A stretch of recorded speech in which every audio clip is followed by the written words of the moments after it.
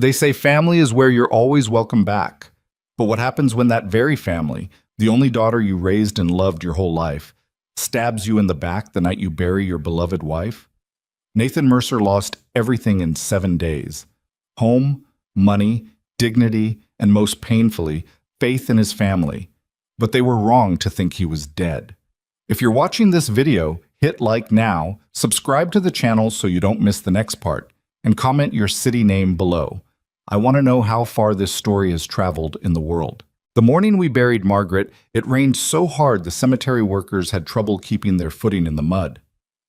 I remember standing there under a black umbrella that kept turning inside out in the wind, watching the casket being lowered, and thinking that 41 years wasn't enough.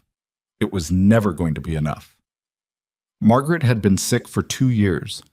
Pancreatic cancer, the kind that doesn't negotiate and doesn't give you time to prepare, no matter how much the doctors try to prepare you. We'd spent the last 8 months driving back and forth to the oncology center 3 hours away, staying in a budget motel when she was too weak to make the return trip, watching game shows together at 2 in the morning because neither of us could sleep. I had held her hand through every infusion. I had learned to cook the bland foods she could keep down. I had read to her from the old Louis L'Amour westerns she loved, doing the voices for all the characters because it made her laugh even when laughing hurt. She died on a Tuesday, quietly, the way she had lived. Our daughter Diane arrived the evening before the funeral. She flew in from Phoenix with her husband, Carson Wells, and I won't pretend I wasn't relieved to see her. I needed family around me. I was 71 years old, and I had just lost the only person who had known me completely. And I was standing in our big house with 30 years of her belongings still everywhere. Her reading glasses on the side table, her cardigan folded over the arm of the sofa, and I didn't know what to do with myself. "Dad." Diane hugged me at the door, and I held on longer than I should have. She smelled like expensive perfume, something sharp and floral that Margaret never would have worn. "You look exhausted." "I'm fine," I told her. The automatic answer, the one men of my generation give when they are not even remotely fine. Carson shook my hand. Firm grip, direct eye contact, the kind of handshake a man practices. He was 44, a real estate developer who had built his reputation in commercial properties and mixed-use developments. He dressed like money even when he was supposedly being casual. That evening he was wearing slacks and a collared shirt with the sleeves rolled up, and I remember thinking he looked like a man who had somewhere more important to be. "We're here for you, Nathan," he said. He always called me Nathan, never Dad, which I had told myself was just a generational thing and not a signal. We had dinner together, takeout from a restaurant Diane ordered from her phone, and we talked about the service and what Margaret had wanted and how many of her friends from the garden club were going to come. We didn't talk about the future. Not that night. That night was still sacred. The funeral was the next day. 63 people came, which felt like both a lot and not nearly enough. Margaret's sister drove in from Albuquerque. 3 of her former colleagues from the school district where she'd worked as a bookkeeper for 22 years made the trip. The pastor, someone Diane had arranged because she said the minister Margaret had known for years was out of town, gave a service that was decent but impersonal, like a eulogy assembled from a template. I got through it. I don't know how. You just do. What I wasn't prepared for was what happened the following morning. I came downstairs at 7, expecting to find Diane making coffee, or maybe sitting quietly with her grief the way I was sitting with mine. Instead, I found her and Carson at the dining room table with a manila folder open between them and a legal pad covered in Carson's handwriting. "Morning, Dad," Diane said. She smiled at me, but it was a careful smile, the kind that's managing something. "What's all this?" I asked. "Come sit down," Carson said. "We need to talk through some things while we're all here together." I poured myself a coffee and sat down. I wasn't alarmed yet. I was 60 hours out from burying my wife, and I was running on grief and 3 hours of sleep and the kind of hollow exhaustion that lives behind your eyes. I wasn't thinking clearly. I wasn't thinking defensively. I was just a man sitting down at his own kitchen table with his daughter and son-in-law, thinking we were about to have a hard but necessary conversation about what came next. I had no idea what came next actually meant. Carson opened the folder. Inside were several documents, neatly printed and organized. "Your wife had a will," he said, which I already knew because I had been present when she signed it. "But she updated it last year. Did you know that?" I blinked. She updated it?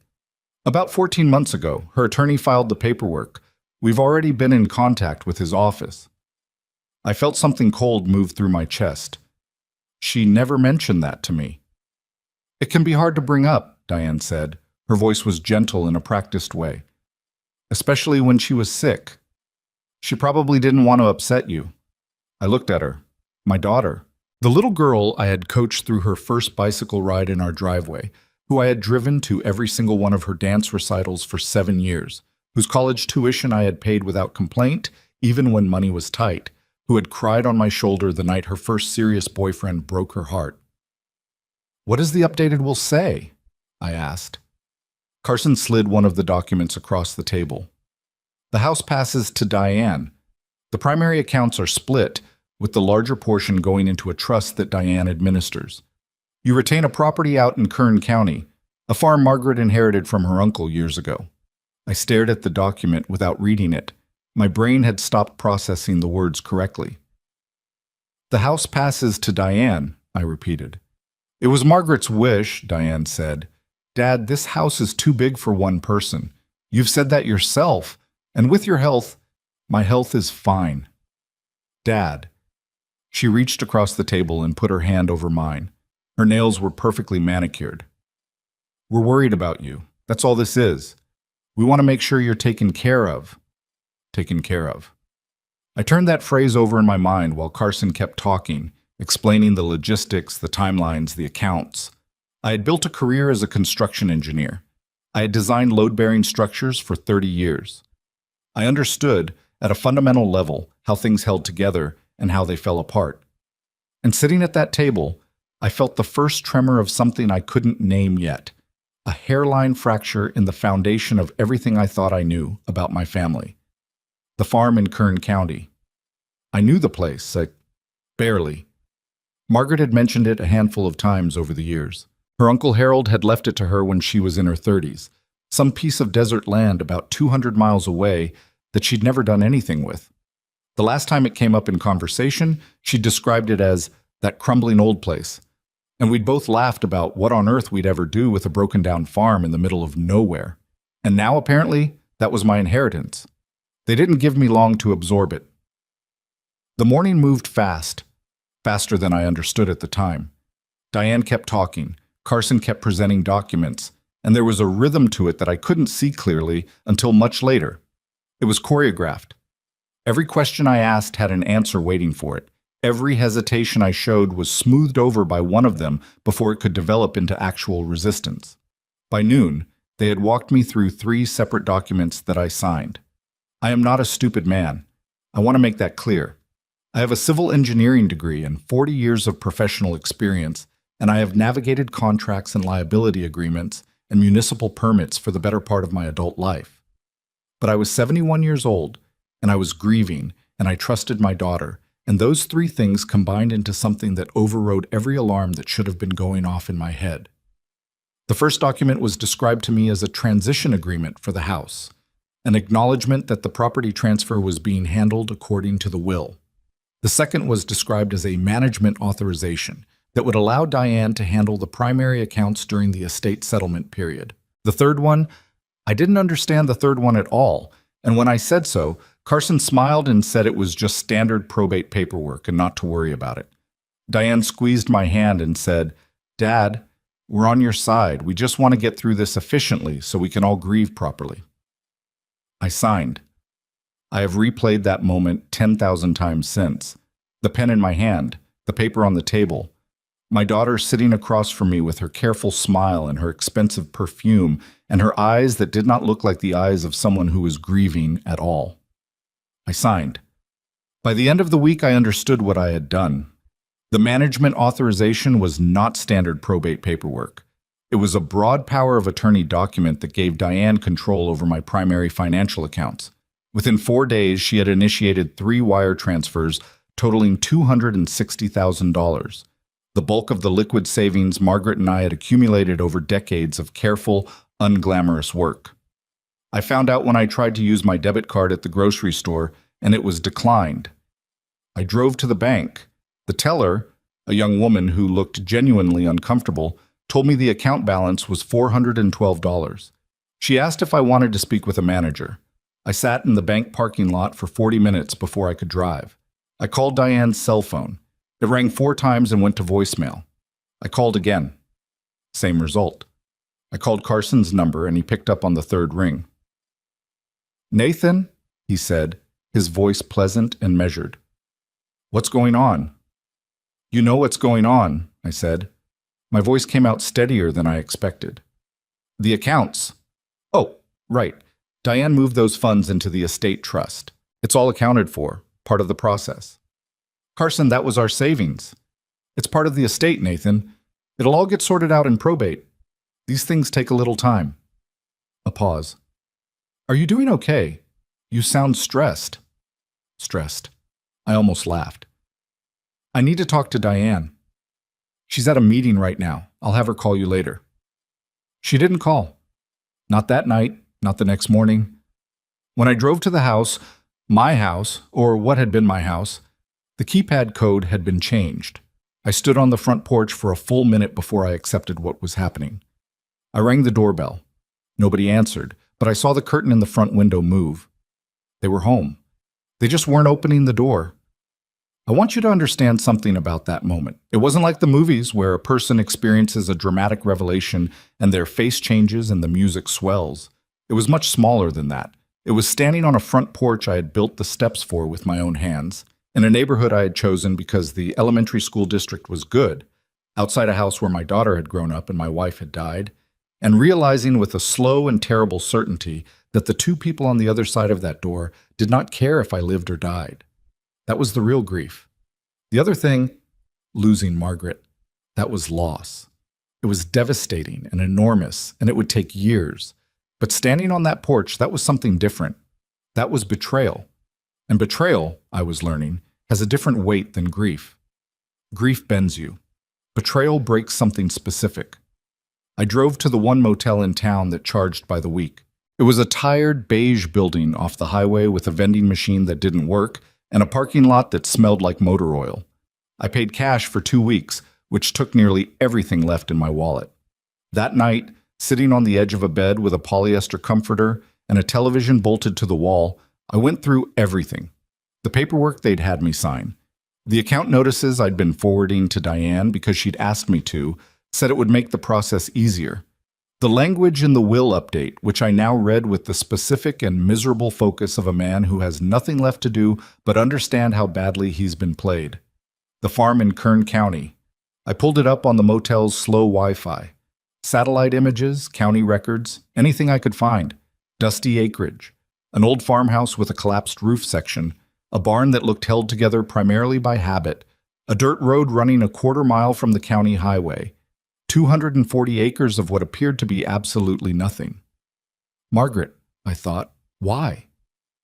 I had loved that woman for 41 years, and I thought I knew her completely. Her sense of humor, her stubbornness, her kindness, the exact way she took her coffee, the books she read twice, the songs she hummed without realizing. I thought there was nothing she had kept from me, but she had updated her will without telling me. She had left me a broken farm in the desert. And she had apparently left the house and most of the accounts to the daughter who had emptied those accounts within 72 hours of getting her hands on the authorization. That night, for the first and only time since the cemetery, I let myself cry. Not for the money, not for the house, not even for the humiliation of having my debit card declined at $40 worth of groceries. I cried because I had trusted the wrong people, and because the one person who would have known what to say was gone. But sometime after midnight, when the crying had run dry and I was just lying there staring at a water stain on the ceiling, something shifted. Not anger, exactly. Anger is hot and loud, and it makes you stupid. This was quieter than that. It was the kind of cold, methodical focus I used to feel when I was staring at a set of blueprints and realizing the whole structure had been designed around a fundamental error. And understanding that finding the error was not the end of the problem, It was the beginning of the solution. Margaret had left me that farm for a reason. She was the smartest person I had ever known, and she had spent 2 years knowing she was going to die. And she had been a bookkeeper for 2 decades before that, a woman who understood numbers and documentation and the way paper trails either protect you or bury you. She had seen something in Diane that I had refused to see, or maybe she'd seen something in Carson. Either way, she had prepared for it. She hadn't abandoned me. She had left me a map. I just didn't know yet what it led to. I sat up in that motel bed at 1 in the morning in the worst week of my life with $400 and a broken farm to my name, and I made a decision that surprised even me. I was going to drive out to Kern County. I was going to walk that land. I was going to find out what my wife had actually left me, and I was going to do it before Diane and Carson figured out there was anything worth taking. I didn't sleep after that. I lay there in the dark and listened to a truck pass on the highway and thought about Margaret.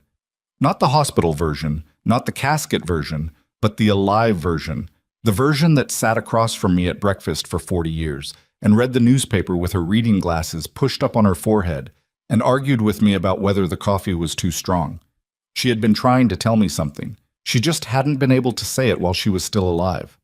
I was going to listen. I left the motel at 4:30 in the morning, not because I had slept and woken up refreshed. I hadn't slept at all. I left because lying in that room any longer felt like waiting to drown, and whatever else I was not a man who waited. I threw my 2 bags into the back of my truck, a 10-year-old F-150 that Diane had once suggested I trade in for something more appropriate for a man your age, by which she meant something smaller, slower, easier to dismiss. And I pulled out of that parking lot before the sun had even considered rising. The drive to Kern County takes just under 3 hours from where we lived.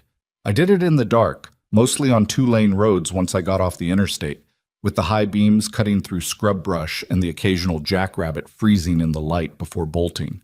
I had a gas station coffee in the cup holder that went cold before I was 40 miles out. I didn't stop to replace it. I wasn't drinking it for the warmth. I was drinking it to have something to do with my hands. I thought about Margaret the whole way. Not the sick version of her, not the final weeks. I kept going further back to the Margaret who had sat across from me at our kitchen table 20 years ago with a legal pad and a pencil, helping me figure out how to restructure a construction loan after a project went sideways, and we nearly lost everything. She had a gift for that kind of thinking, calm, sequential, unsentimental about numbers, even when the numbers were terrifying. She didn't panic. She didn't catastrophize.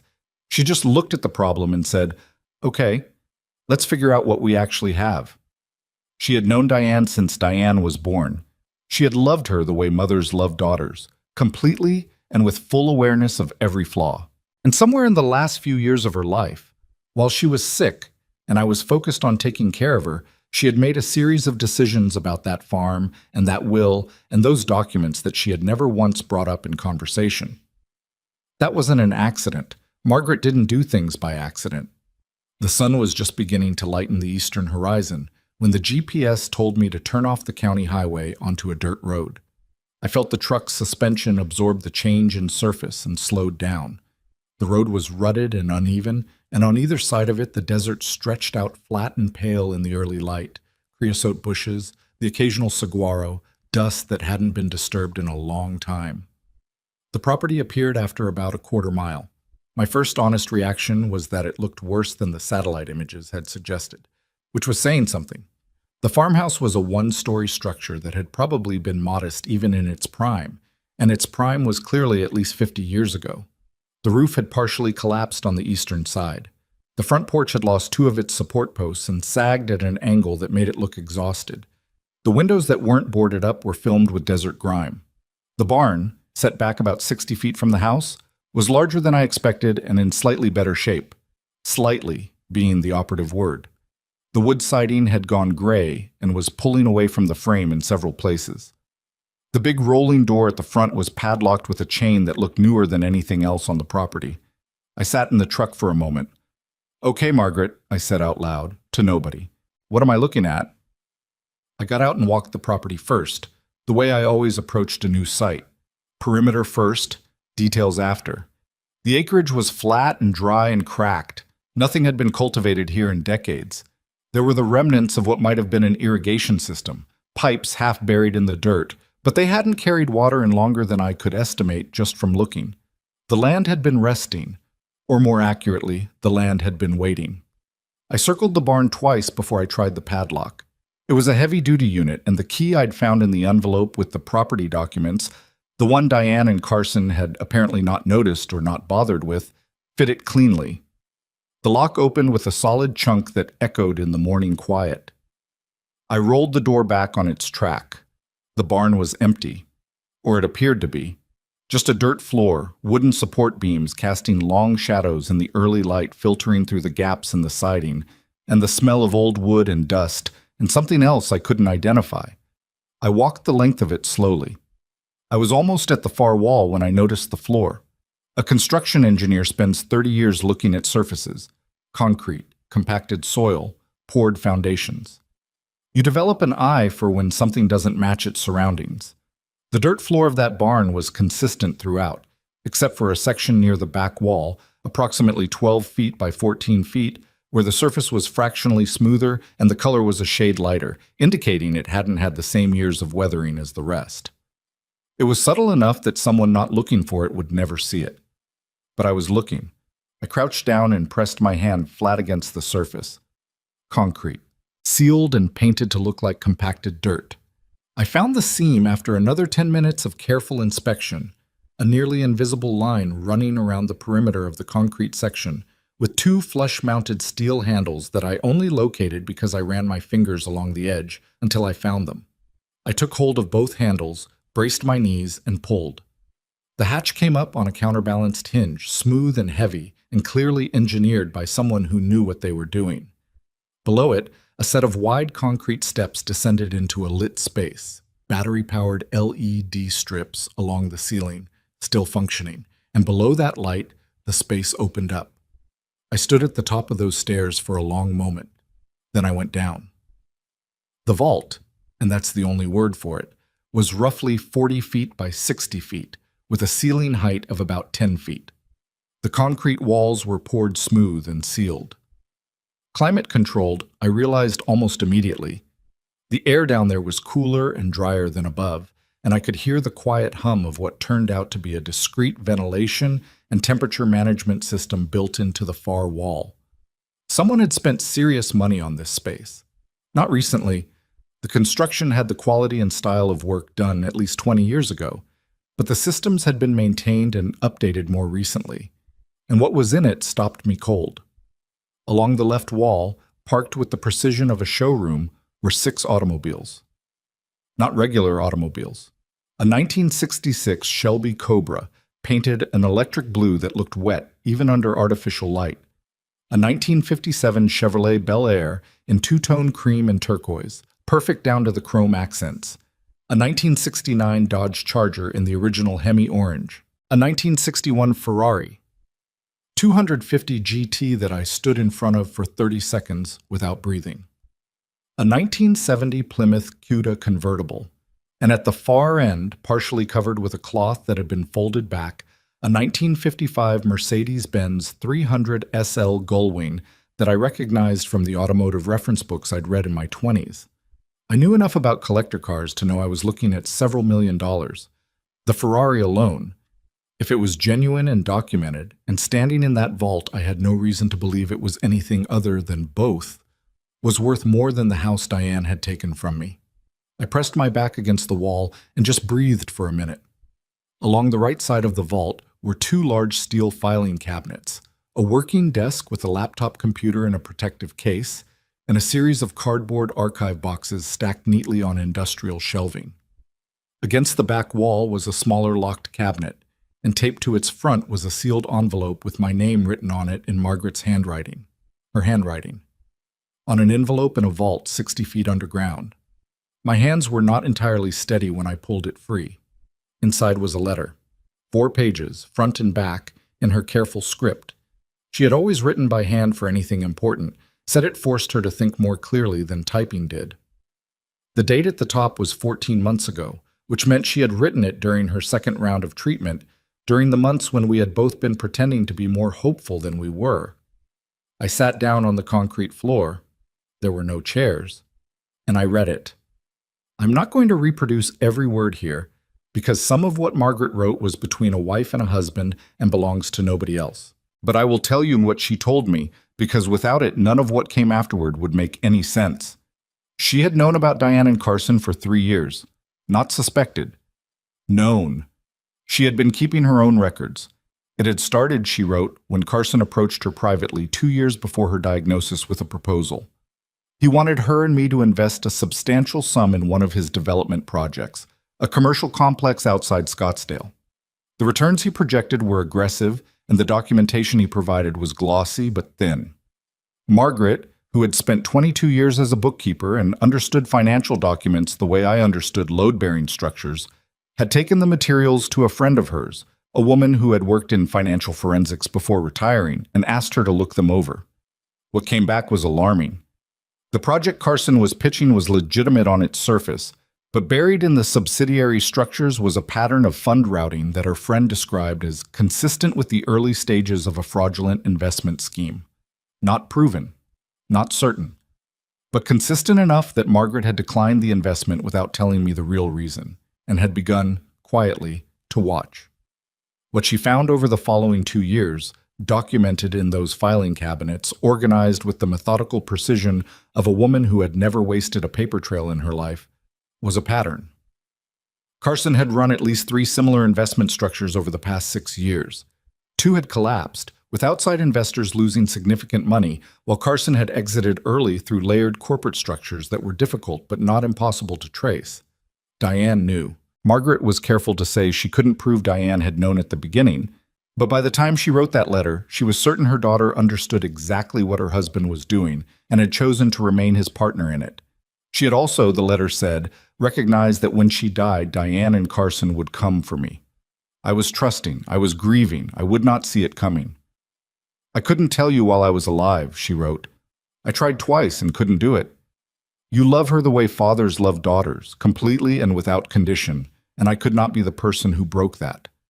I kept thinking, maybe I was wrong. Maybe Carson would stop. Maybe Diane would see what she was becoming. I waited too long, and I'm sorry for that. I'm sorry for what you've had to go through to get to this letter. I know you. I know it was bad. I need you to understand that everything I did after that conversation with my friend, I did to protect you, not to punish Diane, not to be clever, only to make sure that when they came, and they would come, you would not be left with nothing. She had moved the cars here over a period of 18 months, using a transport service Carson had no connection to, paying in cash drawn from accounts she had opened separately. The collection had been assembled over our entire marriage, pieces she had quietly acquired as investments, always in her name, always documented, always kept in storage facilities she changed periodically. I had known she had a few pieces she'd bought over the years. I had not known the scale of it. That was the thing about Margaret. She was never dishonest with me. But she understood the difference between information shared freely and information shared when asked. I had never asked about the collection in detail, and so she had never detailed it. The forensic files in those cabinets documented everything she had gathered on Carson's financial schemes. Her contact, a woman named Ruth, who I later learned was a former senior investigator with the SEC before she retired, had prepared several of the analyses. The documentation was not just credible, it was devastating, and the farm itself. Margaret had done something I would not have thought to do in 100 years. She had commissioned a hydrological survey of this land 8 years ago, quietly, through an environmental consulting firm. The results, filed in the second cabinet, 2 inches thick, showed that beneath this property lay a substantial underground aquifer, fed by a geological formation that ran deep and consistently. The farm's surface was desert. What lay below it was water. Enough water, the survey projected, to supply a major development project for decades. And here was the part that hit me like a physical blow. There was a development project, Carson's latest and most ambitious undertaking, the one he was currently raising capital for, the futuristic city project he'd been marketing to investors, had been announced 18 months ago. It was projected at several $billion and centered on a site in Kern County. This site, or more precisely, the site adjacent to and partly overlapping with this site, Because the water table the developers needed ran directly under this land. Without water rights to this property, the project could not move forward. The county's environmental permitting structure made that clear in the documents Margaret had gathered. And this property, per the will, belonged to me, fully, cleanly, without the ambiguity that surrounded the house and the accounts. Carson hadn't ignored the farm because it was worthless. He'd made sure I got the farm because he planned to come back for it. He assumed I would have no idea what it was worth.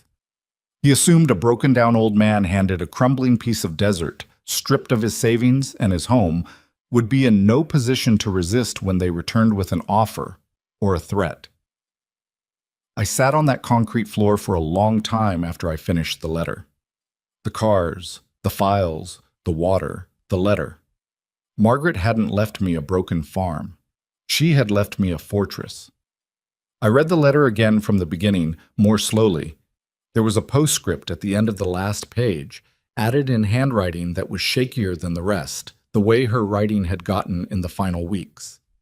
It said, "The laptop has everything backed up and encrypted. The password is the name of the dog we had the year Diane was born, first letter capital, followed by the year we got married. You remember, I know you remember. I love you, Nathan. Don't let them win." The dog's name was Biscuit. We got married in 1983. I opened the laptop. It asked for a password. I typed Biscuit1983.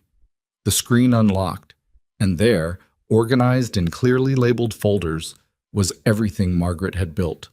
Financial records, survey documents, vehicle titles and authentication certificates, her friend Ruth's forensic analyses, correspondence, a folder labeled simply legal that contained the name and contact information of an attorney in Bakersfield, a woman Margaret had apparently consulted the previous year, who was already familiar with the situation, who was, the accompanying note said, trustworthy, aggressive when she needs to be, and already paid a retainer. Margaret had thought of everything. I closed the laptop and set it carefully on the desk. I walked back to the stairs and climbed up out of the vault and stood in the barn with the morning light coming in through the gaps in the siding, and I looked at the desert land through the open door. 240 acres of what had appeared to be absolutely nothing. My hands were steadier now than they'd been in days. I took out my phone and looked at the name Margaret had left me. Patricia Okafor, attorney at law, Bakersfield. There were 11 missed calls on my phone, 7 from Diane, 4 from a number I didn't recognize. I didn't listen to any of the voicemails. I opened a new call and dialed the attorney's number. It rang twice. Patricia Okafor. Her voice was direct and unhurried. "My name is Nathan Mercer," I said. "My wife was Margaret Mercer. She told me to call you if things went badly." A brief pause. Not surprise, more like recognition. "Mr. Mercer, I've been expecting your call. How bad did it get?" I looked out at the desert. The sun was fully up now, casting hard shadows across the cracked earth, and somewhere out in the scrub something was moving. A hawk, maybe, circling high above the land that was mine. "Bad enough," I said, "but I found what she left me." "Good." I heard the click of a keyboard. "Can you be in my office tomorrow morning?" "I can be there this afternoon." Another pause, and this time I thought I heard something that might have been the beginning of a smile. "Even better. Don't call your daughter back. Don't respond to anyone from Carson Wells until we've spoken. And Mr. Mercer, don't leave that property unattended overnight. Lock the barn." I looked back at the padlock still in my hand. "Already on it," I said. Patricia Okafor's office was on the 3rd floor of a building in downtown Bakersfield that smelled like old carpet and printer toner, which somehow made me trust it immediately. No marble lobby, no receptionist who looked like she'd been hired for her cheekbones. Just a waiting room with mismatched chairs and a coffee pot that had seen better decades. And then Patricia herself, who opened her office door before I even sat down and said, "Mr. Mercer, come in." She was somewhere in her mid-50s, a compact woman with close-cropped natural hair going gray at the temples, and reading glasses pushed up on her forehead in a way that reminded me so sharply of Margaret that I had to look at the wall for a second before I could respond normally. Her desk was organized the way serious people organize things. Not neat for the sake of appearance, but structured for function, stacks that meant something, files that were reachable without searching. Margaret spoke highly of you, I said, sitting down. She was one of the sharpest clients I've ever had, Patricia said. No past tense hesitation, no condolence pause. She read me correctly and understood I didn't need softening. She also prepared me well. I know the broad strokes of what happened after she passed. I want to hear your version. I told her everything. The morning with the documents, the 3 signatures, the drained accounts, the changed keypad code, the motel, the farm, the vault, the letter. Patricia took notes on a legal pad and did not interrupt once, which is rarer than it sounds. When I finished, she set her pen down and looked at me directly. The document they described as standard probate paperwork, she said. The 3rd one you signed. Yeah. That was a pre-prepared power of attorney with an unusually broad scope. Margaret warned me they might attempt something like that. The question is enforceability, given the circumstances under which you signed it, the timing, your state of grief, and whether full disclosure was made. The answer, in my professional opinion, is that we have a strong argument for coercion and misrepresentation. She paused. It won't be instant, but it's real. What about the money they moved? Wire transfers of that size leave complete records. We can trace every dollar. Getting it back is a different process than proving it was taken wrongly, but both are possible. She tapped her pen against the legal pad. What Margaret left you on that property, particularly the water rights documentation and the vehicle collection, that's where the real weight is. The hydrological survey she commissioned is thorough. I've read it. A hydrogeologist I work with has also reviewed it and agreed with the conclusions. Mr. Mercer, the aquifer under that land is not a secondary resource. It is the primary underground water source in that formation. Carson's development project is permitted based on projected water access that, without your property, does not legally exist. I sat with that for a moment. He knows that. He absolutely knows that. Which means returning to that property and pressuring you to transfer the deed was always part of the plan. The farm wasn't an oversight in how they structured the will outcome. It was the next step. She leaned back in her chair. They gave you the farm because they intended to take it from you on their own timeline, once they'd isolated you and depleted your resources. The cold focus I'd felt in the motel room the night of Margaret's burial settled back into me, cleaner and more specific now. What do we do? Several things simultaneously, Patricia said.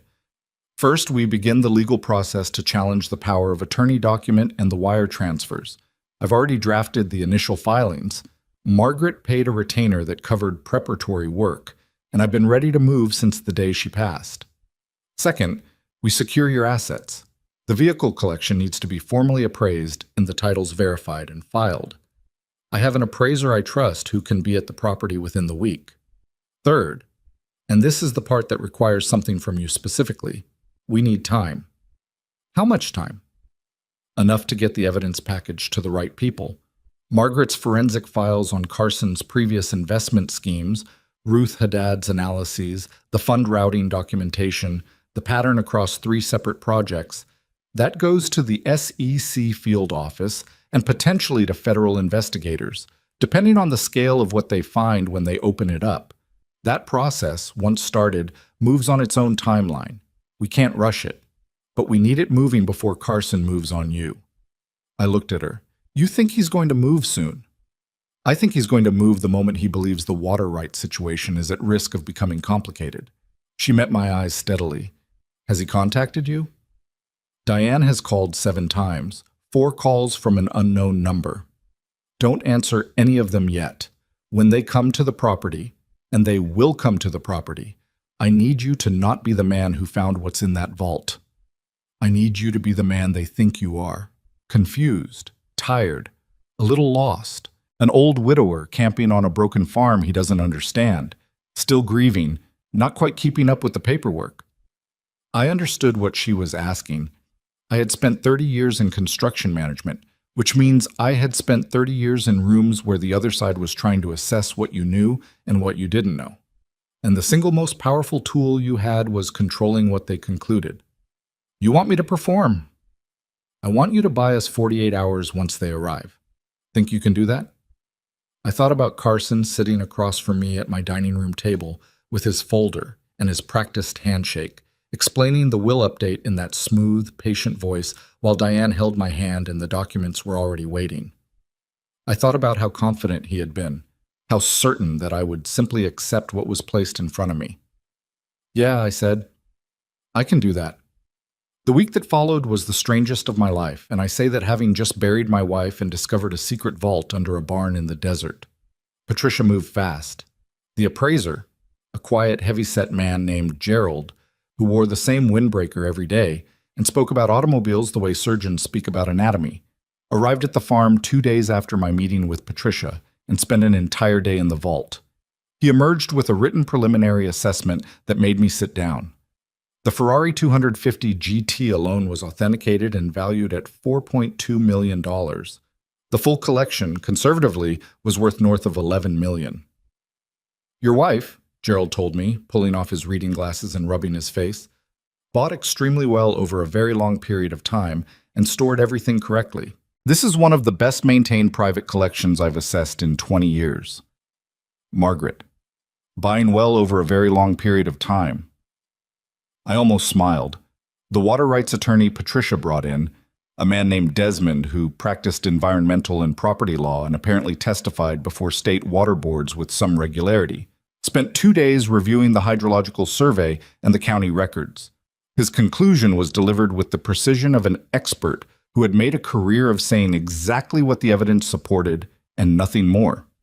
The water rights attached to this property, properly filed and legally defensible, represented a controlling interest in the only viable water source for the entire development zone Carson had permitted. Without easement or purchase of those rights, the project's environmental permits would fail on reapplication.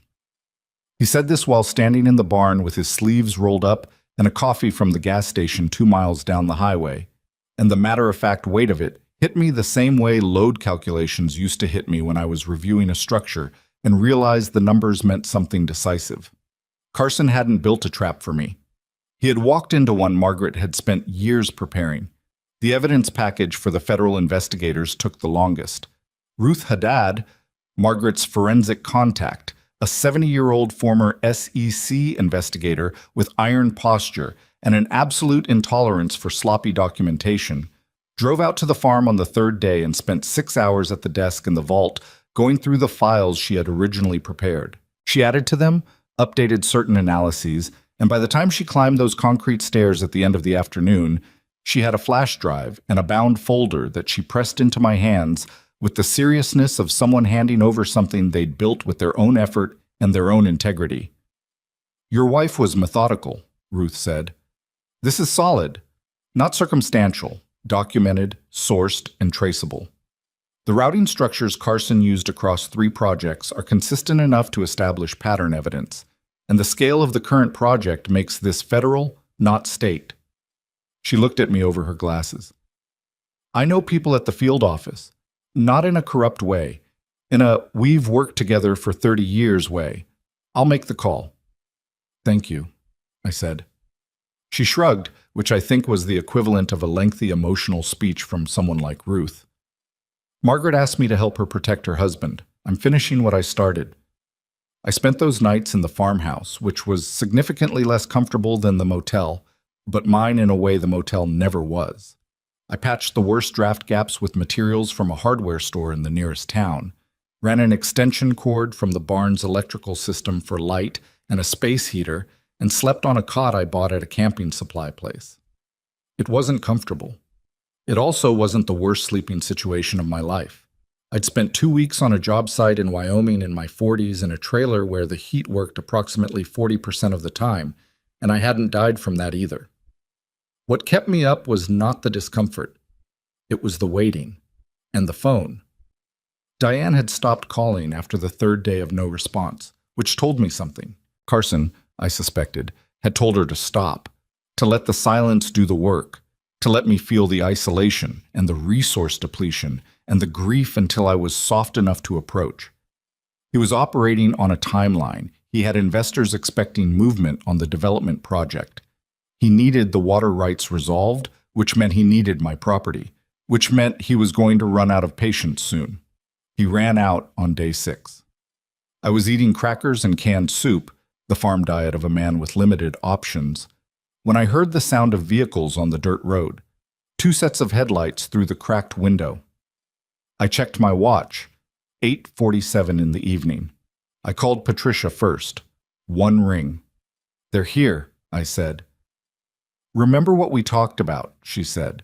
"Call me the moment they leave. Keep your phone recording in your shirt pocket." I set the recording running, tucked the phone in, and went to the door. Two vehicles, Carson's Mercedes and a black SUV I didn't recognize. Carson got out of the Mercedes, dressed in dark slacks and a jacket despite the desert evening, looking like a man who had driven 200 miles and was not happy about it. Diane got out of the passenger side.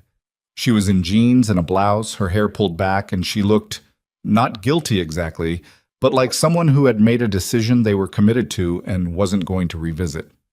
Two men got out of the SUV. They were large and quiet and did not introduce themselves, and they positioned themselves slightly behind and to either side of Carson in a way that was not subtle. I stood in the doorway of the farmhouse and let them come to me. I made sure my posture said what Patricia and I had discussed. Slightly hunched, slightly uncertain, a man who had been alone for 6 days with his grief and a broken house. "Dad," Diane said. She said it the way she'd said it that morning at the kitchen table, with a practiced gentleness that I now heard clearly for what it was. "We've been worried about you." "I didn't hear from you," I said. I let my voice come out older than it was, slower. "We called," she said. "You didn't pick up." "I didn't. I've been having trouble with the phone. The signal out here." I looked at Carson. Carson. Nathan. He stepped onto the porch, past Diane, which was a small thing but deliberate, putting himself physically in front of her. "Can we come inside?" I stepped back and let them in. The two men from the SUV stayed on the porch. Carson looked around the farmhouse interior with an expression he didn't fully control. Quick, assessing, calculating. He was looking for signs of what I'd found. The barn door was closed and padlocked, and had been since Gerald left, and I'd been careful not to leave anything that indicated I'd been inside it. He looked at the crackers on the table, the cot visible through the back doorway, the space heater. "Nathan," he said, and his voice shifted, still measured, but with something underneath it now, a kind of deliberate authority. "We need to talk about the property." "Okay," I said. I sat down in one of the two chairs at the table, slowly. I did not offer them the other chair. Carson pulled it out and sat down anyway. Diane remained standing near the door, her arms crossed. "We've had some conversations with the development group about this land," Carson said. "There may be some interest in purchasing it. It would be a significant amount of money, Nathan, more than this place is worth on the open market." "How much?" I asked. "We'd need to talk through the details, but we're looking at somewhere between 300,000 and 400,000. He said it carefully, like it was a reasonable number for a crumbling desert property, which it was, if you didn't know what the property was actually worth. I let a silence sit there. I looked at the table. I did the thing that Patricia and I had discussed. I performed hesitation that looked like confusion. "I don't know," I said slowly. "Margaret wanted me to have this place." "Margaret would have wanted you to be comfortable," Diane said from near the door. Her voice had an edge in it that she was containing. "Dad, you're living on a cot in a house with a broken roof. This isn't what she would have wanted for you." "I don't know," I said again. "I'd have to think about it." Carson leaned forward slightly. "The thing is, Nathan, there's a timeline on this. The development group needs to move on the water rights question within a few weeks. After that, the window closes." A pause. "And there's something else we need to discuss. We've been in contact with a physician about some of the concerns we've had regarding your decision-making recently. It's not an accusation. It's a wellness check. There's a process if a family member has concerns about a parent's cognitive capacity." There it was. I had expected it. Patricia had predicted it almost word for word. But hearing it said out loud in my wife's uncle's farmhouse by my son-in-law, with two large men standing on the porch outside, still landed like something physical. They were going to try to have me declared incompetent. I let my face do something uncertain and frightened, which was not entirely acting because some part of me, the part that was still just a 71-year-old man who had buried his wife 12 days ago, was frightened. A wellness check, I repeated. It's just to make sure you're okay, Diane said. The edge in her voice had smoothed out into something almost gentle. Almost. We're worried, Dad. You've been out here alone. You didn't answer our calls. You're not yourself. What does that mean? I asked. A wellness check? There would be a physician's evaluation, Carson said, and then potentially a legal process, just to make sure you have the right support in place. It's not something to be scared of. What he was actually saying, in the clean translation that Patricia had given me in advance, was this. If I didn't cooperate on the property sale, they would initiate a guardianship proceeding, which would give a court-appointed guardian legal authority over my financial decisions, effectively removing my ability to control or sell or encumber the property without court approval, during which time Carson would find a way to either get a favorable ruling or delay things long enough to damage the development window and pressure me further. It was a sophisticated move. It would have worked on a man who was actually as isolated and confused as they believed me to be. I don't want any trouble, I said. I made my voice smaller. Can you give me a little time to think? I've been having some trouble keeping track of things. It's been a hard few weeks. Carson looked at me. He was assessing the way he always was, running calculations behind those flat, careful eyes. He was looking for resistance and not finding any. He was seeing exactly what he expected to see. A broken old man sitting in a dying farmhouse, alone, depleted, compliant. Of course, he said, and his voice relaxed into something magnanimous. He had decided he was winning. We can give you a couple of days, but Nathan, I want to be direct with you. The best thing for everyone here is if we handle this property transfer cleanly without involving the courts. It's simpler, it's faster, and it's better for you. I nodded. I looked at my hands on the table. Okay, I said. A couple of days. He stood, smoothed his jacket, glanced around the room one more time. Diane said, "Good night, Dad," in the soft, careful voice and touched my shoulder briefly as she passed. I sat still and let them leave. I heard the vehicles start. I heard them go back up the dirt road. I sat in that chair for exactly 90 seconds.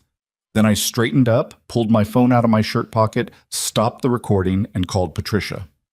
They showed it, I said. The competency threat. On the recording. Perfect. She didn't sound surprised. She sounded like someone who had been waiting for a confirmation. That's coercive conduct during an estate matter, combined with the wire transfers and the fraudulent power of attorney. Nathan, they just handed us the rest of what we needed. A pause. Did they give you a timeline? A couple of days. Good. That's all we need. Ruth made the call to the field office this afternoon. They've already been in contact with her. The pattern evidence across Carson's previous projects was enough to open a preliminary inquiry. The water rights documentation goes to the county recorder first thing tomorrow. Gerald's appraisal report is finalized. A brief pause that felt like someone collecting themselves before the next move. By the time your 48 hours is up, Carson Wells is going to find that the board under his entire project has been removed, and he's not going to see it coming until it's already done. I stood up and walked to the window and looked out at the dark desert. No lights on the road now, just the flat, silent land and the stars above it. A sky full of them out here, the way you only got when there were no city lights for miles. Patricia, I said, the investment ceremony, the one where he's presenting to the big capital group. 4 days from now, she said. The Castellan Hotel in downtown Los Angeles. We've already confirmed the date and venue. I thought about Carson in my dining room with his folder and his practiced handshake. I thought about Diane holding my hand while I signed documents I didn't understand. I thought about my debit card declining over $40 of groceries. I thought about Margaret writing that letter in her shaky final handwriting, telling me she was sorry she couldn't warn me sooner, telling me not to let them win. I want to be there, I said. A beat of silence, then, I was hoping you'd say that. I set the phone down and stood in the quiet farmhouse for a long time. Outside, the desert was still and dark, and looked like nothing. Looked like a place a man had been sent to disappear. I was still standing there when I realized my hands were completely steady, and had been for the last 4 days, and that somewhere in the process of reading my wife's letter and climbing out of that vault and sitting across from Patricia Okafor and eating crackers in this broken house, the grief had not lessened. It would never lessen, not really. But something had clarified inside me. Margaret had loved me well enough to protect me when she couldn't do it in person. The least I could do was be worth protecting. I went to bed on the cot and slept better than I had in 2 weeks. The drive to Los Angeles took 3.5 hours, and I spent most of it in silence. Patricia had offered to send a car, which I declined. I needed those 3.5 hours to myself. Not to rehearse anything, not to plan, but just to sit with what was about to happen and make sure I was the right kind of ready. There's a difference between being prepared and being cold, and I needed to be both. And those are not always the same thing when the person you are walking into a room to confront is your own daughter. I had bought a suit. Nothing extravagant. A dark charcoal from a department store in Bakersfield that Patricia's assistant had helped me select over the phone, because I had not purchased a suit since Margaret's work Christmas party 4 years ago, and my body had changed since then in the ways that bodies change when a man stops paying attention to himself. It fit well enough. I had it pressed at the dry cleaner 2 doors down from Patricia's building. I wore the tie Margaret had given me for our 38th anniversary, a deep navy silk that she had picked out herself and presented over breakfast saying, "You never buy ties you actually like, so I'm handling it." I wore it for her. The Castellan Hotel was the kind of place that communicated wealth without advertising it. A downtown Los Angeles property that had been restored from a 1920s building and wore its history with a quiet confidence. Wide lobby with a coffered ceiling. Staff who moved without urgency because they had been trained to appear unhurried regardless of what they were managing. A ballroom on the second floor that, according to the event listing Patricia's assistant had pulled, was booked under Wells Capital Partners Investment Showcase. I arrived at 4:15. The event was scheduled to begin at 5. Patricia was waiting for me near the lobby entrance alongside Desmond, the water rights attorney, and a younger man named Kevin who worked in her office and had spent the previous 2 days preparing the documentation packages. Patricia looked at me when I walked in, suit, tie, the posture of a man who had made a decision and finished making it, and gave a single nod that said everything it needed to. "Ruth confirmed the field office contact will be present in the building from 4:30, she said quietly, falling into step beside me. "Not in the ballroom initially, they'll be monitoring. The recording from the farm visit has been formally submitted. The water rights filing was confirmed by the county recorder's office this morning at 9:17. Carson knows about the filing? He will within the next hour, if he doesn't already. His attorney will have flagged it. That's why the timing tonight matters.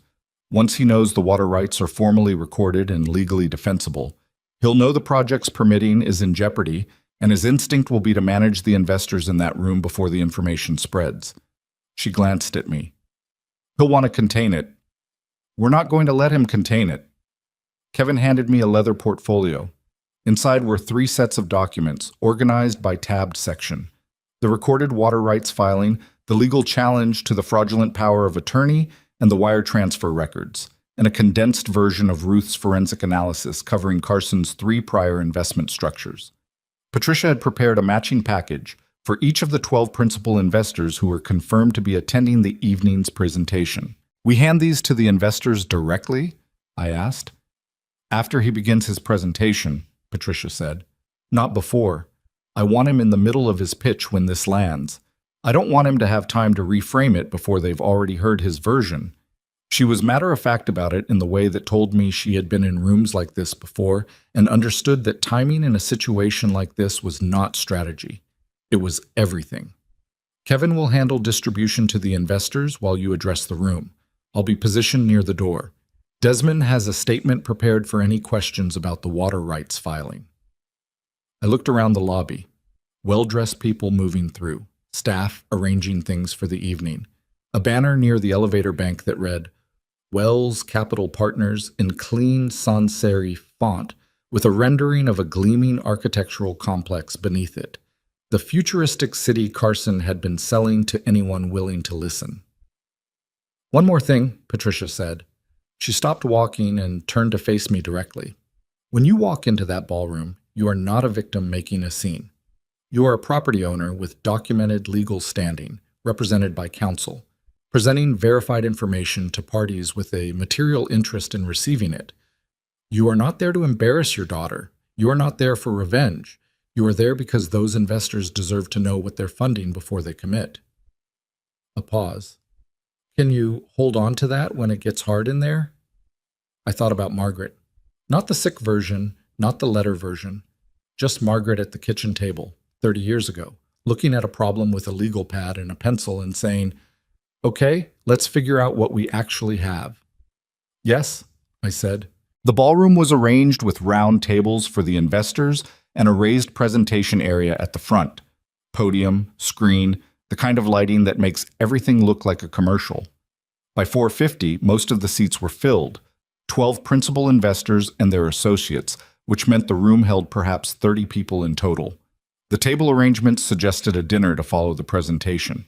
There were centerpieces and good glassware and the low pre-event murmur of people who were used to being in rooms like this one. I had been told by the hotel's event coordinator, who Patricia had spoken with earlier in the day, that I could stand in the reception area adjacent to the ballroom until the event began. I used that time to look through the glass panel in the door at the room inside. Carson was near the front, talking to a cluster of men who had the comfortable body language of wealth long held.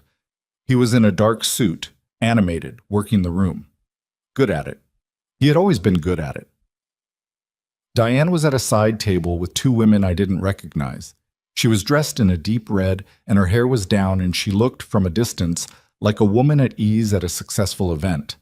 I watched her laugh at something one of the women said and felt, not nothing exactly, but something with a lid on it.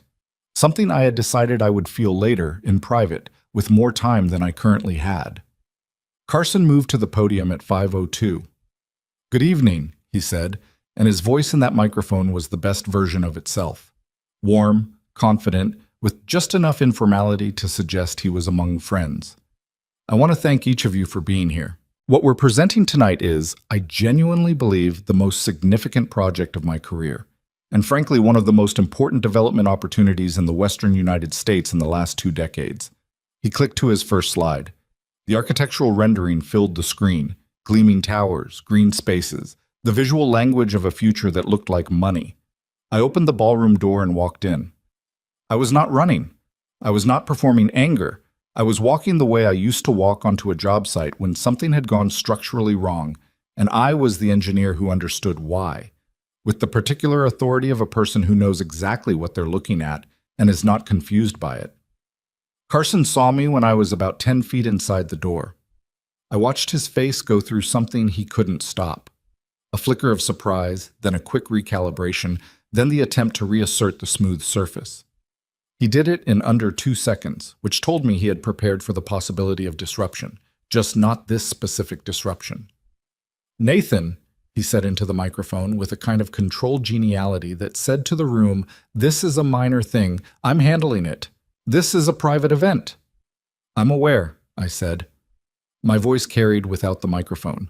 30 years of job sites and noisy construction environments will do that for you. "I won't take much of your time. These people deserve about 10 minutes before they commit to anything, and I think they'll agree with me once they've heard it." The room had gone quiet in the way rooms go quiet when something real begins to happen.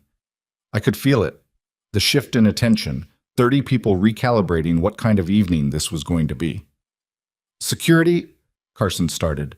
"I am the legal owner of the primary water source for this development project," I said, and I said it to the room, not to Carson. "My name is Nathan Mercer. My attorney has filed the water rights documentation with the Kern County Recorder's Office as of 9/17 this morning, without an easement or purchase agreement with me, which does not exist. The environmental permits for this project will not survive reapplication." I looked at the investors. "Kevin?" Kevin moved along the tables, placing folders in front of each principal investor with the quiet efficiency of someone who had done exactly this kind of work before. "What's in front of you," I continued, "is the recorded water rights filing, a legal summary of the property's status, and documentation related to 2 prior investment projects managed by Carson Wells that resulted in significant investor losses through fund routing structures that a former SEC investigator has characterized in writing as consistent with fraudulent conduct. The room erupted, not loudly, but decisively. The low murmur of wealth jolted into the sharper sound of people sitting up and looking at each other and opening the folders in front of them. Carson came off the podium. He crossed the room fast, and when he reached me, he put himself close, not quite in my space, but close enough to be read as a physical assertion. His voice dropped to the register he used when he had decided charm was not the right tool. "You are making a serious mistake," he said. "You are not well, Nathan. Everyone here can see that. You're a grieving old man who has been manipulated by my wife," I said. "Yes. She manipulated me into having legal ownership of land your entire project depends on. She manipulated me into having forensic documentation of your last 3 investment structures. And she manipulated me into hiring Patricia Okafor." I paused. She was a very capable woman. Something moved across Carson's face. Not guilt. Guilt would have required him to have a version of himself that knew what guilt felt like. What I saw was something more reptilian, a rapid assessment of the situation and the conclusion that it was worse than he had calculated. "This is defamation," he said. "It's documentation," I said. "There's a difference. The people in this room can read." He took out his phone. I watched him look at the screen. I saw the moment he found it, the county recorder notification or his attorney's message about it, or both. Because his jaw tightened in a way he couldn't prevent. The water rights filing. The one piece of the structure he had been certain he would obtain quietly, from a broken and isolated old man on a desert farm, before anyone else knew it existed. "Carson?" One of the investors, a heavy-set man near the front table who I later learned managed a private equity fund out of San Francisco, spoke in the voice of someone who had not come here to watch a family argument. "Is any of what this man is saying accurate? The water rights?" "It's being handled," Carson said. He was still looking at his phone. He looked up. "There's been a miscommunication about the property filing. My legal team is—" "A miscommunication," the man said flatly. He had the folder open in front of him now, and he was reading it with the focused attention of a person for whom documents were a primary language. "This says the filing was completed this morning. This also says the project's current environmental permit was issued based on projected water access that requires easement from this property." He looked up. "Is that correct? There are legal options? Is that correct?" The silence that followed was the most specific silence I had ever been in. It had a shape to it. Carson was standing in the middle of a room full of people who had been on the verge of committing hundreds of millions of dollars to a project, and they were looking at him with the particular expression of people who have just understood that what they were being sold and what they were actually buying were not the same thing. "I need 5 minutes," Carson said. "I can explain the water rights situation in context." "I don't think 5 minutes covers the other 2 projects in this folder," said a woman at a table on the far side. Younger, sharp-faced, with the file open to Ruth's analysis. "Fund routing through subsidiary structures in both cases. Investor losses. Your personal exit prior to collapse in both instances." She looked at him over the pages. "I'd want more than 5 minutes for that." That was when Diane stood up. She was across the room, and I had been tracking her peripherally the whole time, watching her face change as the room changed around her. She had started the evening in the comfortable posture of a woman at a successful event, and she had moved through surprise and into something that I could not fully read from across the ballroom. Now she was standing, and her face was not the careful managed face she had worn at my kitchen table the morning after the funeral. It was something rawer than that, something that might, under different circumstances, have been the beginning of actual feeling. "Dad?" she said. Her voice in the room was strange, too familiar for the setting, too much history in that single word. "Dad, can we talk about this outside? Just the 2 of us?" I looked at her. My daughter. The little girl. All of that. "There's nothing to talk about outside this room that isn't better said in here," I said. "These people have a right to this information. I'm not doing this to hurt you, Diane. I'm doing it because your husband has been defrauding investors for 6 years, and he was planning to use my wife's land to do it again. And my wife spent the last 2 years of her life making sure he couldn't. My voice held. I had not been certain it would. I'm not the one who decided this was how things were going to be. You made that choice. Both of you made that choice. She sat back down. Her face had closed back over whatever had opened in it, and I turned away because I had to. The door at the back of the ballroom opened. 3 people came in, and they did not look like hotel staff or event guests. They wore the specific kind of purposeful neutral that federal investigators wear when they enter a room and want everyone to understand the nature of their authority without having to announce it. Patricia had moved to stand near the side wall, and I saw her make eye contact with the lead investigator, the confirming look of someone whose call had been answered. Carson saw them. His whole body registered it in a way that clothing could not entirely hide. A stillness, a recalibration, and then the surface composure attempting to reassemble over something that had already broken underneath. One of the investigators approached him and spoke quietly. I was close enough to hear fragments. Mr. Wells, federal financial crimes, we'd like you to come with us. You can call your attorney from— I have rights, Carson said. His voice had finally lost the polish. It came out flat and hard and smaller than usual. I want my attorney present before— Absolutely, the investigator said, with the patient, unhurried tone of someone who has had this conversation many times. You can call on the way. What happened in the next 4 minutes I watched from 10 feet away, standing in a ballroom in a charcoal suit with a navy tie, and I want to be honest with you about what I felt because I promised myself I would be honest about all of it. I did not feel triumph. I am not built for triumph. It has always seemed to me like a feeling that belongs to people who enjoy conflict, and I have never enjoyed conflict. What I felt was closer to completion. The particular feeling of a load-bearing calculation that has finally come back right. Carson walked out with the investigators. He did not look at me as he passed. He did not look at Diane. She watched him go. And then she looked at me, and this time the managed face was completely gone, and what was underneath it was something I recognized. Not the daughter who had sat across from me with a folder and a practiced smile, but something further back than that. Something from before Carson, before the money, before whatever series of decisions had brought her to this room.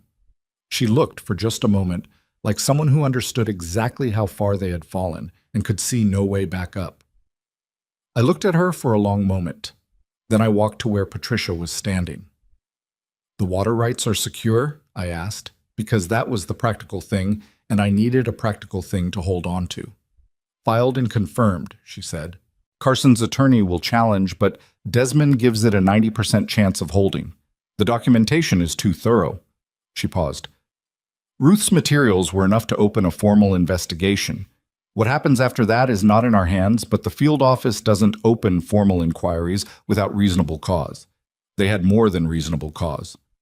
Around us, the ballroom had dissolved into the organized chaos of a room full of people who had come expecting a dinner and were now making urgent calls to their own attorneys.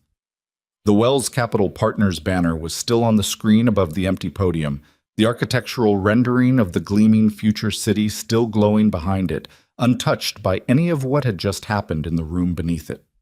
I looked at it for a moment. All that polish, all that careful, constructed vision of something that had never been real. Then I picked up my portfolio, nodded to Patricia, and walked out of the Castellan Hotel into the Los Angeles evening. The air outside was cool and smelled like the city, exhaust and concrete, and something indefinable that is particular to large places after dark. I stood on the sidewalk for a moment without moving, just breathing. My hands were steady. My heart was beating at a perfectly ordinary rate. Somewhere to my east, in a room above me, 30 investors were reading documents that would restructure the next several months of their financial lives. Somewhere in a federal building not far from here, Carson Wells was making a phone call to the most expensive attorney he could reach. And somewhere behind me, if I turned around, Diane was still sitting in a ballroom full of strangers, alone for the first time in a long time, in a red dress with the folder open in front of her. I didn't turn around. I had a 3.5-hour drive back to the farm, and the desert was waiting, and the barn was locked, and beneath the barn the cars sat gleaming in their climate-controlled silence. Margaret's cars. Margaret's files. Margaret's careful, precise, devastating love. I walked to the parking structure and found my truck, and I got in and I drove. The drive back from Los Angeles that night took longer than 3.5 hours, because somewhere past Bakersfield, I pulled off the highway at a rest stop and sat in the truck for 40 minutes without doing anything in particular. I wasn't crying. I wasn't thinking strategically. I was just sitting in a dark parking lot with the engine off and the desert air coming through the cracked window, doing what I think the human body sometimes demands after it has been holding itself together under pressure for too long. Absolutely nothing. Just breathing. Just existing in a moment that didn't require anything from me yet. The stars were out. That far from the city, they were the real thing, the full sky that people who grow up in urban places don't understand until they see it the first time. Margaret and I had taken a road trip through Nevada 15 years ago, and she had made me pull over on a 2-lane highway at midnight just to stand outside and look up. I had thought it was a little impractical at the time. I had been wrong about that, the way I was wrong about a number of things over the years, the way people are wrong about things when they're moving too fast through their own life to notice what's actually around them. I thought about her for a long time in that rest stop. Not the strategic Margaret, not the Margaret who had built a vault and gathered forensic files and outmaneuvered everyone who underestimated her. Just my wife. The person who had sat across from me at breakfast for 4 decades and knew when I was lying about being fine and called me on it every single time, without cruelty and without hesitation. The person who had loved our daughter the way you love someone you can see clearly, all the way through, including the parts that hurt to look at. She had known what Diane was becoming, and she had still loved her. She had just stopped letting love be the same thing as permission. I needed to learn that distinction. I was 71 years old, and I was only learning it now, which is both embarrassing and, I think, deeply human.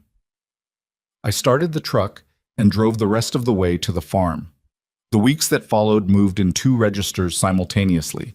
The legal machinery, which was grinding and procedural and required my attention at regular intervals, and the personal reality, which was quieter and stranger and harder to explain. On the legal side, things moved with the kind of momentum that happens when documentation is overwhelming and the pattern of conduct is clear. The federal inquiry into Carson's investment structures was formally opened within 10 days of the Castellan Hotel. Ruth's forensic analysis, combined with records the investigators subpoenaed from Carson's corporate entities, established the fund routing pattern across all 3 prior projects, with a precision that, according to Patricia, made the case significantly stronger than she had initially projected. 2 of the investors from the ballroom that evening, including the heavyset man from San Francisco who had asked the direct questions, voluntarily provided statements and additional financial records that filled gaps in the documentary trail.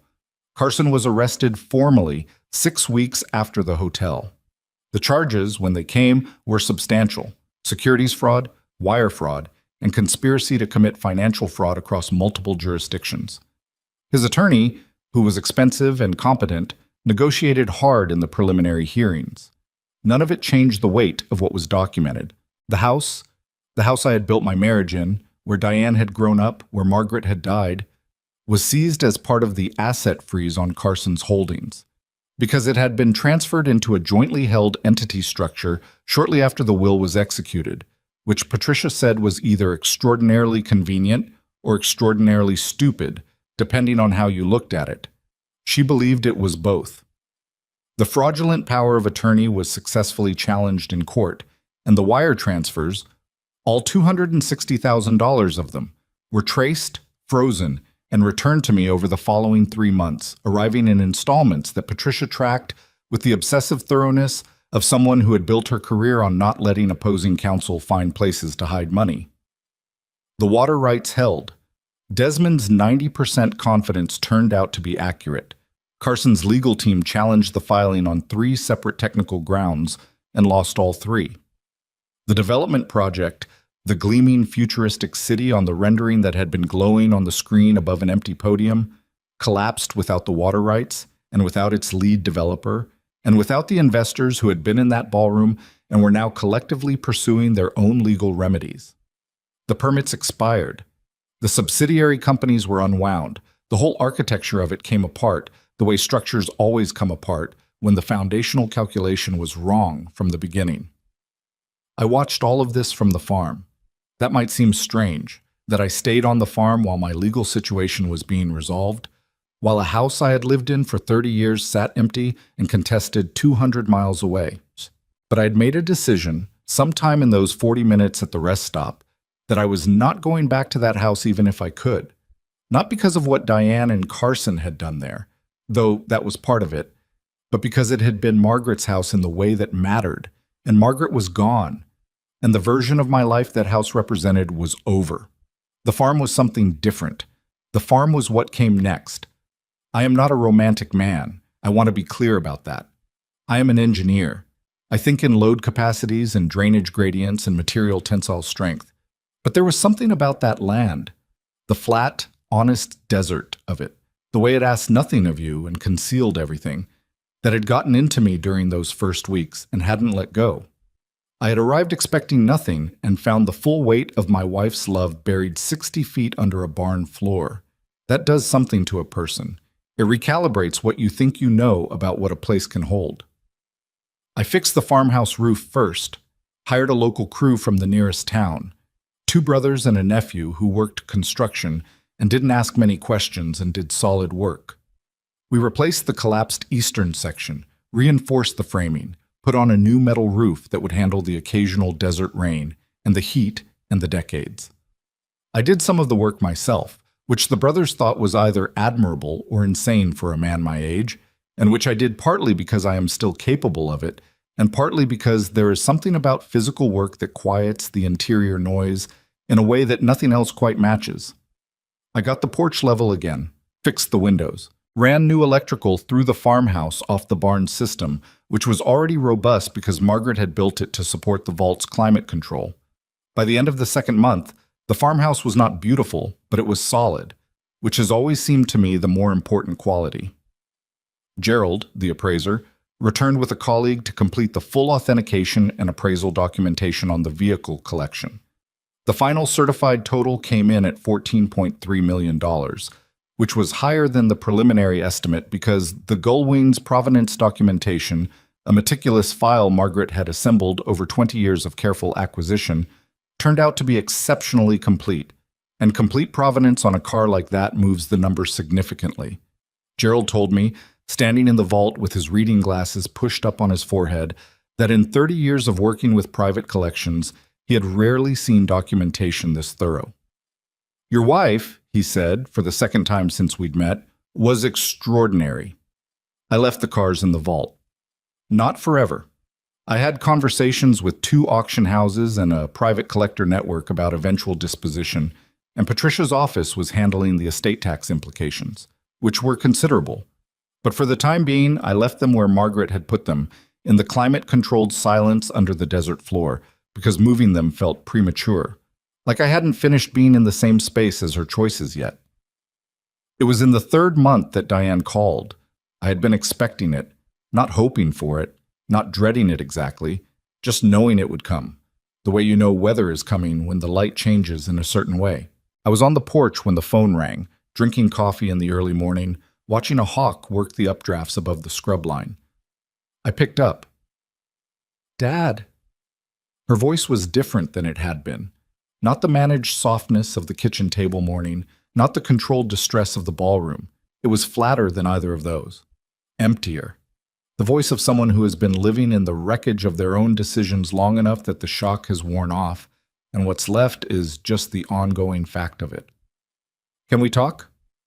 "We're talking now," I said. A pause. "I know I don't have any right to ask you for anything." "That's accurate," I said, not with heat, just as a statement of fact.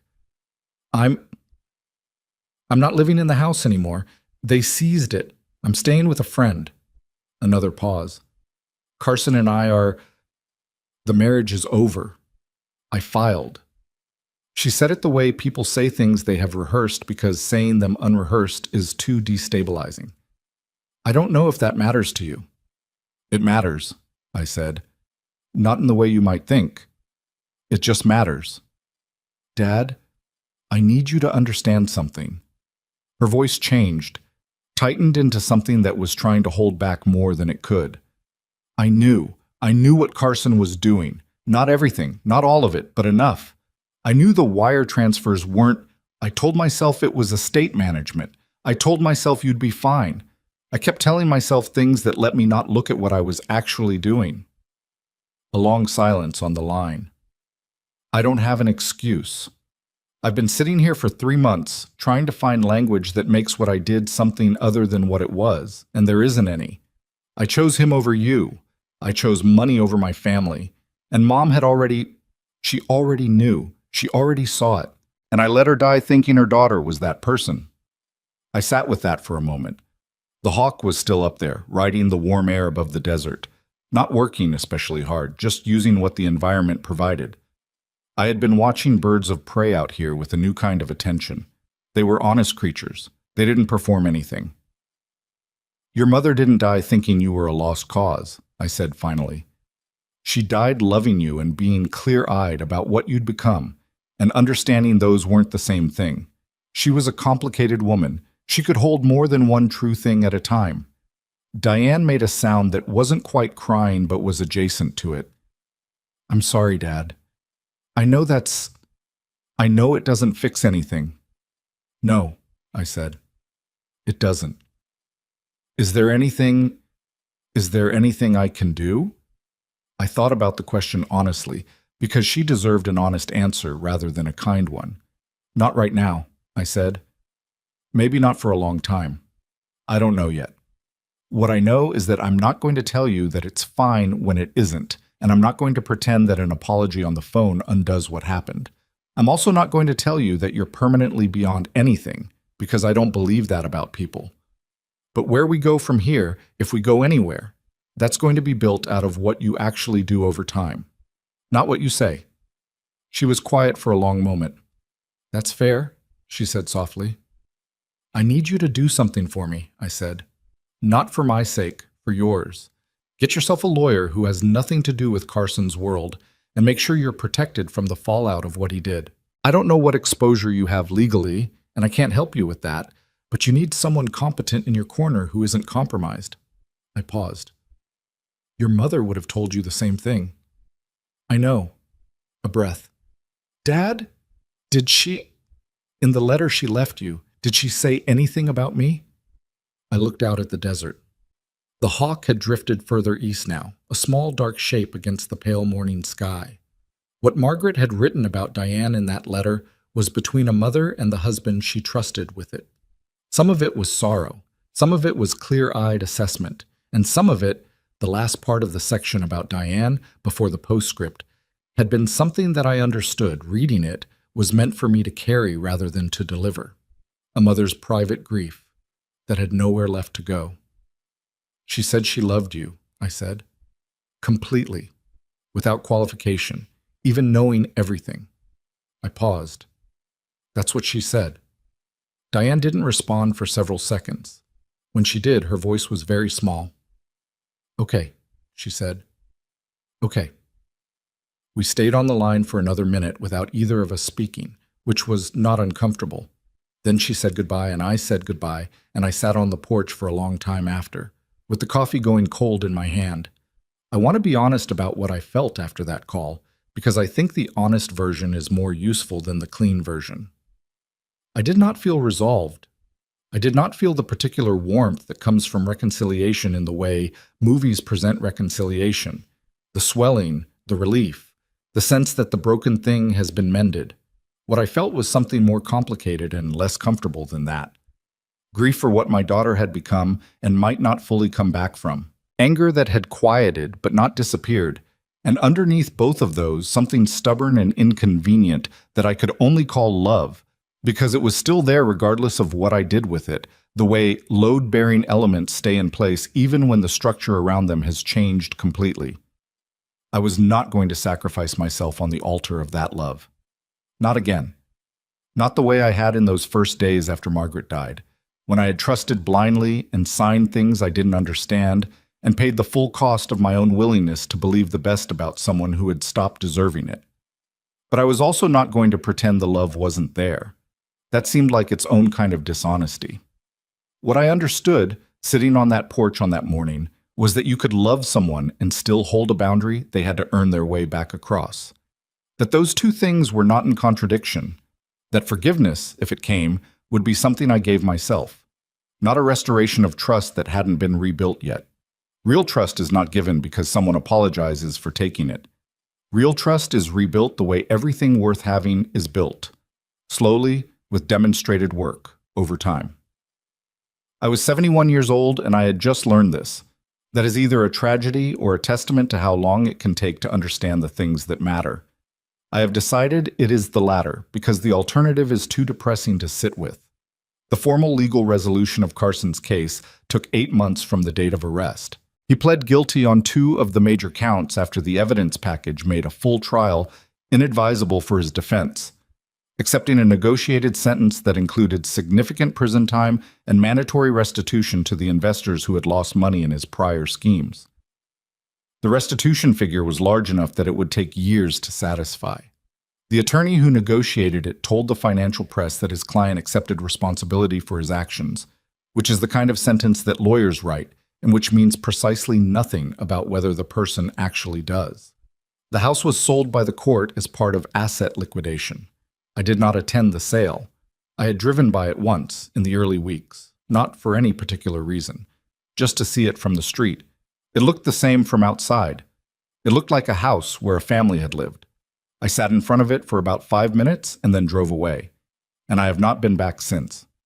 The money recovered through the challenged wire transfers and the legal process went into a separate account that Patricia helped me structure sensibly, the kind of boring conservative financial arrangement that Margaret would have approved of and that I had no particular opinions about beyond wanting it managed by someone competent and not exciting. I was not interested in exciting anymore. I was interested in stable. Stable, at this point in my life, was its own form of luxury. The water rights became the foundation of a different kind of conversation. 3 months after the Wells Capital project collapsed, Patricia began fielding approaches from 2 separate development groups who were aware of the aquifer's significance and interested in negotiating legitimate water rights agreements. These were not Carson-style conversations. They were straightforward commercial negotiations, conducted with full legal representation on both sides, with documentation that meant what it said. Desmond handled the water rights portion.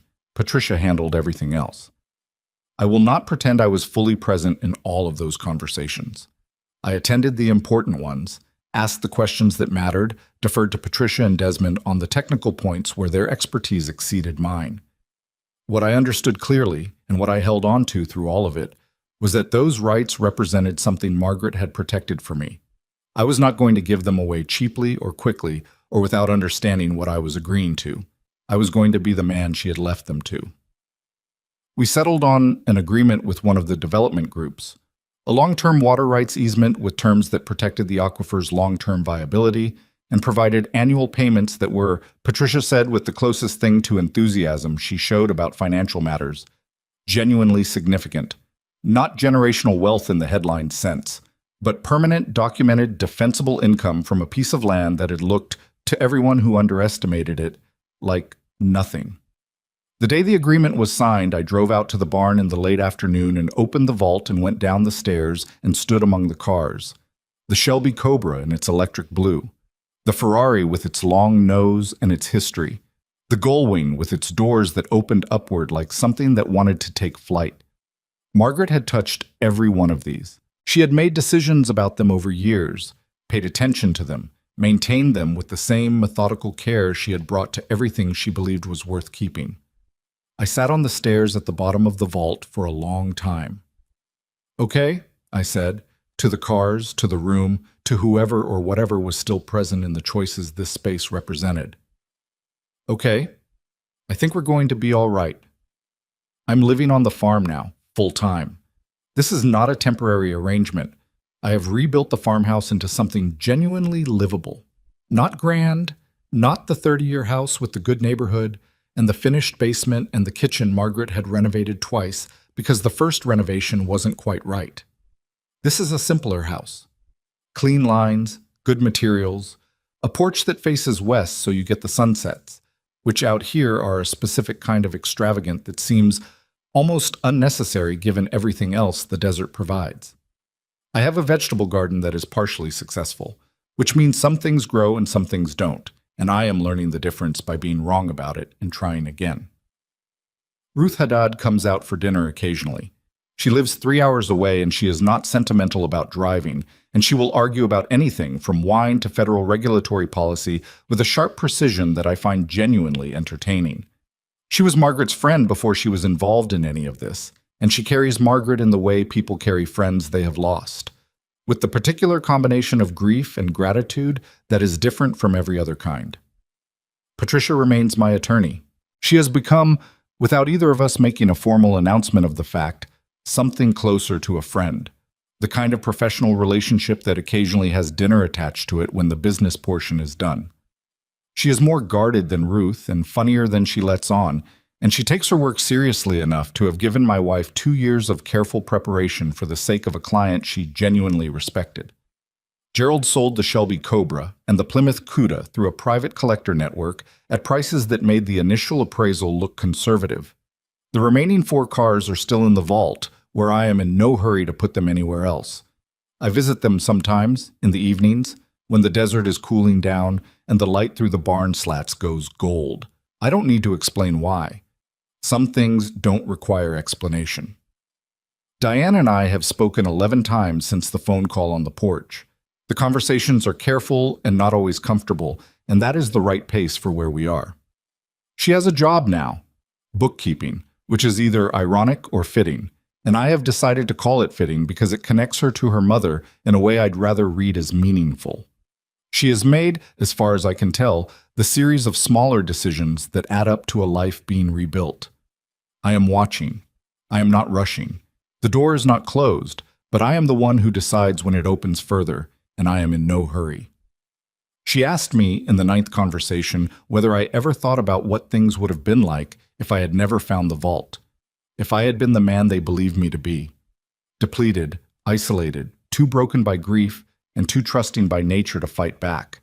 I thought about it honestly. I would have lost everything, I said. The property. Whatever money I had left. Probably my health eventually, because that's what happens to people who lose their footing at my age and have nobody to catch them. I paused. And your mother would have known that somewhere, whatever version of knowing is available to someone who isn't here anymore. And that would have been its own kind of injustice. Diane was quiet on the line. But here's the thing, I said. She made sure that didn't happen. Not because she was trying to win something, not because she wanted to punish anyone. She did it because she loved me enough to spend 2 years that she needed for herself on building something that would protect me after she was gone. I paused. That's what love actually looks like, Diane. It looks like work. It looks like sacrifice. It looks like someone choosing you, consistently, even when it costs them. I didn't say the rest of what I was thinking, which was, and it does not look like what you did. Not because I wanted to wound her, but because she already knew it and saying it again would not teach her anything new. So I'm going to say it to you instead. I have spent 7 decades on this earth. I have built structures that are still standing. I have loved one person completely for 41 years. I have made mistakes I can see clearly in retrospect, and mistakes I still can't fully account for. And what I have come to understand on the far side of the worst year of my life is this. The people who love you, genuinely, without agenda, they show you in ways that don't require you to interpret them. They show up when it is inconvenient. They protect you when you are not looking. They tell you hard truths even when the timing is terrible, because telling you something easy that harms you is not love. It is performance. It is management. It is the currency used by people who want what you have rather than who you are. Learn to tell the difference before you need to. And the other thing, the harder thing, the one I resisted for longer than I should have, you are allowed to protect yourself. You're allowed to draw a line around what is yours, your assets, your dignity, your grief, your time, and say this is not available for the taking, not by a son-in-law with fraudulent paperwork, not by a daughter with a practiced smile, not by anyone who has confused your generosity for an absence of limits. Older people are taught, sometimes, that their job is to give, to smooth things over, to absorb the costs of other people's choices without complaint, because complaint would be selfish and dignity would be inconvenient. I believed that for too long. I signed documents I didn't understand because I trusted people who had not earned that trust, and I paid the price of it in a motel room with $400 and a broken heart. Margaret knew better. Margaret had always known better. She just had to find a way to teach me from the grave, which is both the most heartbreaking and the most Margaret thing she ever did. The greatest thing she left me was not the cars or the water rights or the forensic files or the attorney's retainer. Those were extraordinary gifts, and I do not minimize them. But the greatest thing was the letter. 4 pages in her handwriting, telling me the truth she hadn't been able to say while she was alive, laying it out without softening it, and ending with a single instruction: don't let them win. I didn't. I am standing on the porch of a farmhouse in the desert on a Tuesday evening, watching the sun go down over 240 acres of land that looked like nothing and turned out to hold everything. The light is doing the thing it does out here, that specific extravagance, all orange and purple, and the particular deep blue that comes in at the edges. The hawk is back, or a different hawk, working the last of the warm air. I have a coffee in my hand. It has gone slightly cold, the way coffee does when you get absorbed in something else. Margaret would have noticed and told me to go make a fresh cup. I think about her every day. I will think about her every day for the rest of my life. That is not sadness exactly, though it contains sadness. It is the specific weight of having loved someone correctly for long enough that losing them does not erase them. She is in the cars. She is in the letter. She is in the hawk and the water beneath the ground and the firm posture of Patricia Okafor and the way Ruth argues about regulatory policy over dinner. She is in every decision I have made correctly since I drove out of that motel parking lot at 4:30 in the morning. She told me not to let them win. I didn't. And finally, after 71 years of being a man who built things for other people to live in, I am building something for myself. That is enough. That is more than enough. That is, it turns out, everything.